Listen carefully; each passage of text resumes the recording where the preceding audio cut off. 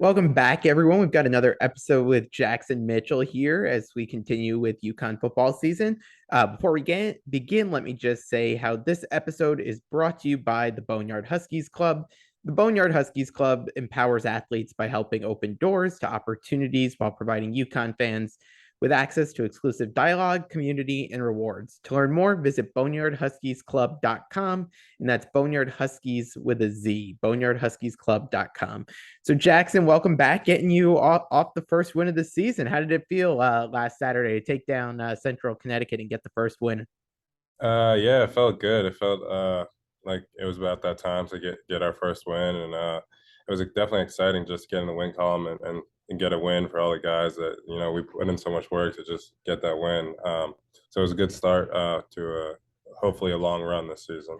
How did you feel the team was able to build on the progress that you guys made in that game against Utah State? I know we talked a little bit last week about what you guys were looking to accomplish heading into Central based off that Utah State game. How do you guys feel that you were able to match up against those goals? Um, I mean, I think just defensively we're a lot more locked in. We obviously stopped the run a lot better. There's obviously still a lot of things that we could have worked on, but there wasn't as many explosive plays defensively.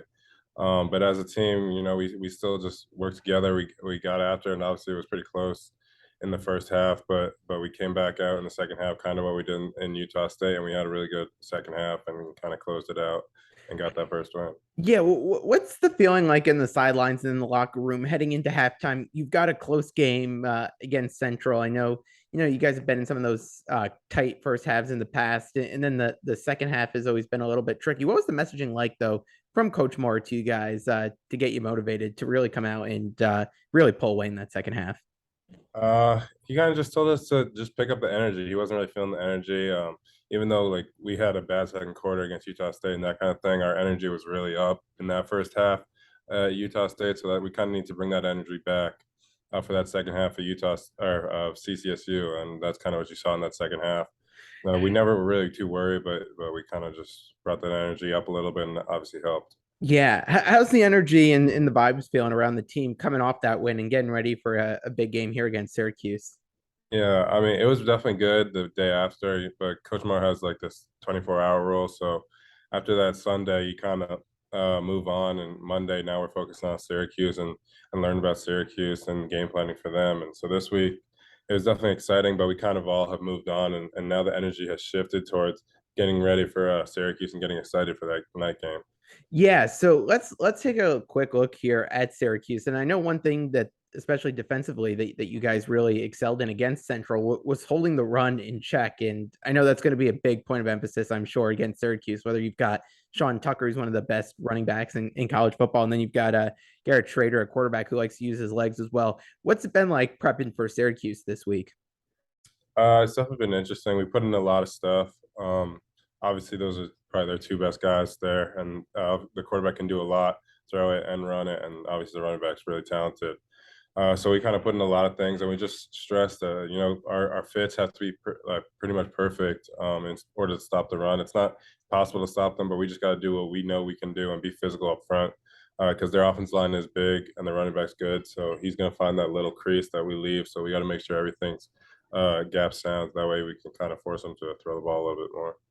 I know Coach Moore talked on this a little bit, and I think especially being newer here and not knowing some of the rivalry aspect of things. I know he's not a big believer in rivalries, but especially from your perspective, I'm curious. Do you view this as much of a rivalry game, having grown up in Connecticut and seeing these Connecticut Syracuse battles across sports, not only in football, but when you look especially at the basketball end too?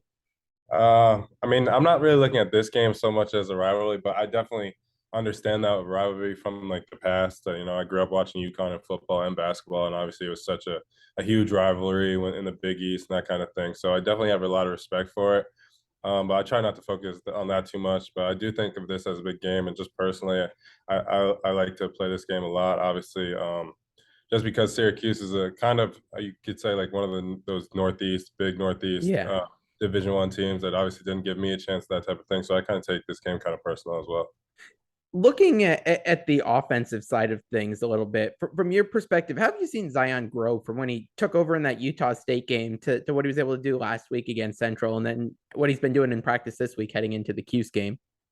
I think he's just really trusting it. He obviously has a great understanding of the offense and what we're trying to do on offense, and that's something that no one's ever worried about. And he's just kind of working on his leadership and entrusting it. And those guys on offense are really helping, especially the O line. They're letting them know like we got your back. We're gonna run the ball. We're gonna run it hard. We're gonna keep running the ball, and when you got to throw, you can throw it. So everyone just has a lot of belief in him, and we know when the play needs to be made, he's gonna make it. How excited are you for this game under the lights too? I know we don't get a ton of night games here at Yeah. UConn for football, but you get a Saturday night game against an ACC team. What's it feeling like heading into this one? Yeah, I'm usually not too big a fan of the night games just because you got to wait around all day Yeah. Saturday. But this game I'm definitely really excited for, and it's definitely a good game to have at night because I feel like the fans are really into it now. Like just UConn football in general, they're really getting back into it, and so to have this game coming off a win at home at night, especially against a team like Syracuse, the fans have a lot of respect for Syracuse and that rivalry, so they'll be excited. So hopefully we can get a good crowd out there, and I'm really excited. It should be a good game.